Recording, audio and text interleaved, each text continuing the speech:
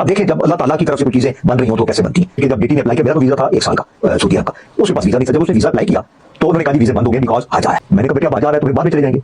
कुछ 4 या 5 दिन के बाद जो ट्रैवल एजेंट था उसने कहा वीजा खुल गया। अब इसका वीजा निकल के आ गया, वीजा फिर बंद हो गया। मैंने कहा गलती से खोला गया। और मैं इसके साथ 6 मई को हम अल्लाह के करम से सऊदी अरब चले और मैं वापस आया हूँ 15 और 16 मई की रात को। क्या वाकया हुआ 9 मई को। 9 मई को मैं मक्का शरीफ में मौजूद था। सब वहां मुझे पता चला और अल्लाह पे यकीन करें क्योंकि आपको पता मेरा बैकग्राउंड भी फौज से है। मैंने वहां भी यही दुआ की अल्लाह ताला इस मुल्क की हिफाजत रखना।